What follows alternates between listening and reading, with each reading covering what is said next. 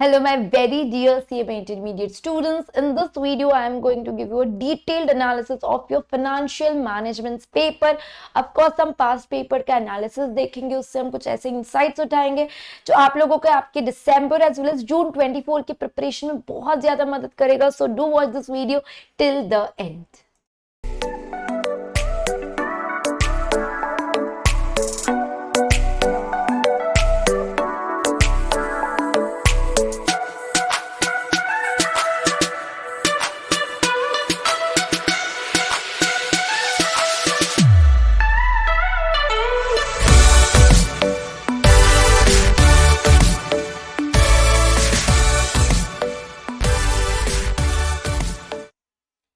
So here is your most important presentation और यहाँ पे मैंने न्यू सिलेबस के पेपर ही आप लोगों के लिए एनालिसिस करके रखे और इस एनालिसिस से हम कुछ इंसाइट्स भी उठाएंगे, इसलिए वीडियो को एंड तक देखो, बीच में छोड़ो मत वीडियो को.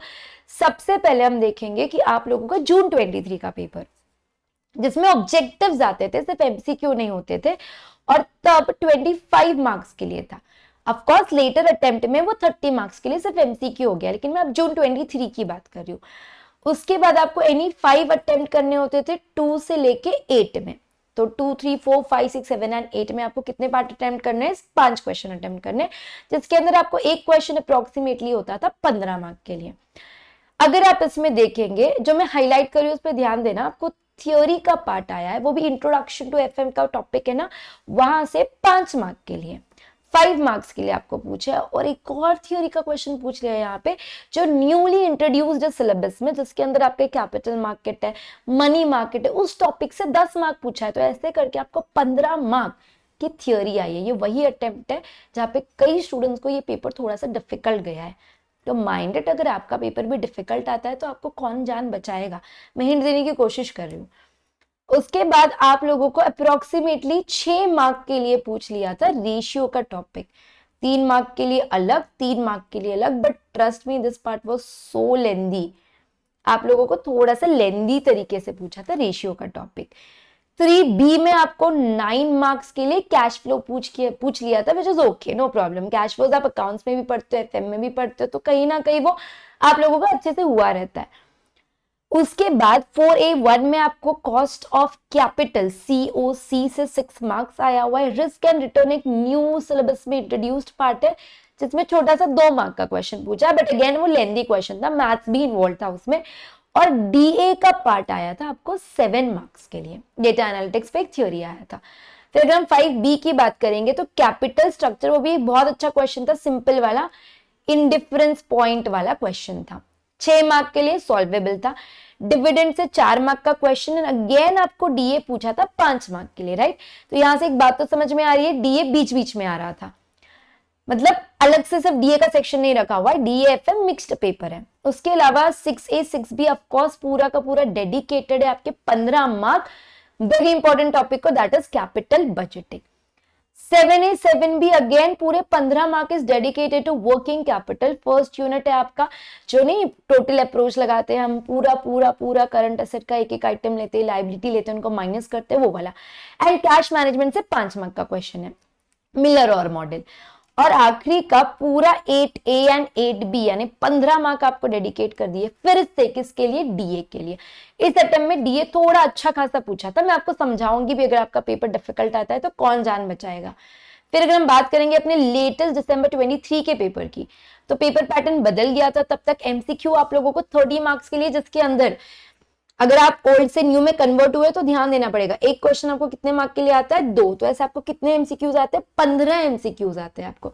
इसके अलावा अगेन आपको NE5 है, जिसमें आपको थ्योरी पूछी है 7 मार्क के लिए, और यहाँ पे आप लोगों को DA पूछा है 7 मार्क के लिए. फिर अगेन 3A रेशियो का और फंड फ्लो का कॉम्बिनेशन है, 7 और 7 14 मार्क. अब आपको सारे क्वेश्चन 7-7 मार्क के देखने मिलेंगे. 4A मॉड्यूल में एक छोटा सा टॉपिक है जो अपन कवर करते हैं, जिसका नाम होता है common size statement, comparative statement, वो आपको पूछा था 7 मार्क. और कॉस्ट ऑफ कैपिटल से बहुत आसान क्वेश्चन आपको आया था 7 मार्क्स के लिए. Again the trend continues, capital budgeting 7 14 marks का क्वेश्चन है. वर्किंग कैपिटल 7 14 मार्क्स का क्वेश्चन है. और यहां पे आपको ध्यान देना है फर्स्ट यूनिट से फिर से क्वेश्चन आया और अगला क्वेश्चन इन्वेंटरी मैनेजमेंट पे था, बेसिकली ईओक्यू वाला पार्ट। अगर आपका ग्रुप 1 पढ़ा हुआ है या आप बोथ ग्रुप दे रहे हो तो ये तो आपके लिए बहुत कप ऑफ टी, मतलब बहुत आसान था, cherry on the cake. Capital structure 7 marks के लिए और लेवरेज आपको फॉर अ चेंज 7 मार्क्स के लिए पूछा है। उसके अलावा 8th question fully dedicated to DA 14 marks, ये था पेपर एनालिसिस। मैम क्या इंसाइट है इससे, आपको बात समझनी पड़ेगी। अगर आपका पेपर डिफिकल्ट आता है, जो एफएम का पेपर है, तो हाई चांस है कि इंस्टीट्यूट थोड़ा ट्रिकी, थोड़ा सा कॉम्प्लिकेटेड, थोड़ा सा लेंदी, डिफिकल्ट मानो या मैं उसको बोल दूं, आपको पेपर अगर थोड़ा सा लेंदी भी आता है, ऊपर नीचे आता है, तो क्या अगर आपका इस टाइप का पेपर आता है ना, तो भी अगर कोई चीज है जो आपकी जान बचाएगी वो है theory of financial management. Theory of financial management एक वो न्यूली इंट्रोड्यूस जो बड़ा सा टॉपिक है वो, उसके अलावा आप लोगों के लिए इंट्रोडक्शन टू एफएम का टॉपिक है वो। तो ये दोनों टॉपिक आपके लिए बहुत बहुत इंपॉर्टेंट है। अपार्ट फ्रॉम दैट आप लोगों के पेपर में डीए बहुत इंपॉर्टेंट है। Generally when it comes to FMDA का paper 80% of the students concentrate on the FM वाला part and they somehow ignore the DA वाला part because it is pretty easy and we know कि हाँ हमको इसमें marks मिल जाएंगे, and में पढ़ेगा तो भी हो जाएगा, चलेगा चलेगा चलेगा, इस माइंडसेट से होता है और कहीं ना कहीं you lose up the DA के मार्क्स। बट अगर पेपर डिफिकल्ट आता है ना, जबकि ये पेपर डिफिकल्ट आया था, आप देखो 7, 8, 15 मार्क्स और आगे बढ़ेंगे और आपके 5 मार्क्स और यहाँ पे आएंगे तो 7 मार्क्स, तो अप्रोक्सीमेटली 27 मार्क्स का विद ऑप्शन डीए पूछा था, विद ऑप्शन था। तो अगर आप एफएम में कहीं अटक भी रहे थे तब भी आपको डीए की मदद से पेपर सॉल्व करने में बहुत बहुत बहुत हिम्मत हो रही थी। तो डीए आपने इग्नोर नहीं करना है। उसके अलावा एक चीज जो आपको मार्क्स देगी वो है एमसीक्यूज। इसको आपको लास्ट में नहीं पढ़ना है, ये गलत स्ट्रैटेजी जाती है कि आप जब इनको लास्ट में पढ़ते हो ना तो कहीं ना कहीं आप मार्क्स लूज आउट करते हो, क्योंकि इतना रिटेंशन नहीं होता है, जितनी रिक्वायर्ड स्टडी है उतनी नहीं है। So what is the correct way of studying? Paper easy difficult कुछ भी रहने दो, बट आपका करेक्ट वे ऑफ स्टडिंग ये होता है कि जैसे ही आपकी चैप्टर की सेल्फ स्टडी होती है, मान लो लेवरेज, आपने चैप्टर की क्या कर दी, self study. I am not talking about the regular lecture, जब भी आप उसकी सेल्फ स्टडी कंप्लीट हो ना, अपने साइड से पूरा लेवरेज अच्छे से खत्म करोगे, उसके बाद आपने ना उसकी रेलेवेंट थ्योरी, अगर आप मेरी लेक्चर्स देख रहे हो तो हम नहीं थ्योरी ऊपर से एक बार सारी पढ़ लेते हैं कि कौन सी चीज क्या है, जो अलग चीज होती है उसको हम डिटेल में पढ़ लेते हैं, हाईलाइट करते हैं। जस्ट अ सेकेंड बेटा, या so the light was of. जैसे ही आप लोग, हम लोग साथ में थ्योरी पढ़ते हैं उसकी, वैसे ही आप लोग क्या करेंगे ना, उसकी एक बार थ्योरी पढ़ेंगे और साइमल्टेनियसली उसके क्या खत्म करेंगे, एमसीक्यू। क्यों? क्योंकि आप ऐसे सोचते हो कि हम एक साथ सारे चैप्टर्स कर लेंगे, फिर उसके बाद थ्योरी करेंगे, उसके बाद एमसीक्यू करेंगे। तो जब आप इस फेज में आते हो ना तो you get really lazy about it, you don't feel like studying, you are so like reluctant to study this part and you get bored. Of course you will get bored, that is why you keep a combination. This is the correct way of studying. इसके अलावा आपको एक correct sequence choose करना बहुत जरूरी है। You should never start with Cambridge. Of course वो marks भी देता है लेकिन कैम्ब्रिज टाइम भी बहुत लेता है, तो आपने किससे स्टार्ट करना चाहिए? You must start your study जब भी आप पढ़ रहे हो लेवरेज। लेवरेज अगेन एक इग्नोर्ड टॉपिक होता है क्योंकि इट इज वेरी सिंपल, ठीक है ना, 15 मिनट्स में पढ़ो, बट लेवरेज से पढ़ाई करो, उससे एक मोमेंटम बिल्ट होता है आप लोगों का। अपार्ट फ्रॉम दैट अगर आप देख रहे हो तो अभी के इसमें 7 मार्क्स का एकदम clear cut straight forward question आपको पूछा था, बट वो ऐसा टॉपिक है कि हम पढ़ेंगे, देखेंगे, टाइम मिलेगा तो, और एग्जाम में अगर आप गलती से अटक जाते हो तो महंगा पड़ जाएगा। लेवरेज के बाद आप जाएंगे कॉस्ट ऑफ कैपिटल पे, क्योंकि मैंडेटरी इधर से आपको 7 मार्क का क्वेश्चन देखने मिलता है। उसके बाद आप जाएंगे डिविडेंड डिसीजंस पे, उसके बाद फाइनली आप जाएंगे कैपबज पे एंड वर्किंग कैपिटल पे। ये आपके बेस्ट चॉइस के चैप्टर्स होंगे जो आपको पेपर आने में भी मदद करेंगे, और जनरली इनमें से हर टॉपिक में अपार्ट फ्रॉम लेवरेज एक क्वेश्चन आपको देखने मिलता है। उसके बाद अगर हम बात करेंगे सेकंड प्रायोरिटी की, तो वो रेशियो टाइम कंज्यूमिंग है, एग्जाम में भी टाइम लग सकता है, लेंदी निकल सकता है, एनीथिंग कैन हैपन। फिर उसके बाद हम आएंगे cash flows end fund flows पे, और उसके बाद हम आएंगे आपके कैपिटल स्ट्रक्चर पे and any other miscellaneous topic. Of course मैं एक चीजें लिख के भी दे देती हूँ, आपके बेस्ट चॉइस टॉपिक में एक और टॉपिक होता है थ्योरी।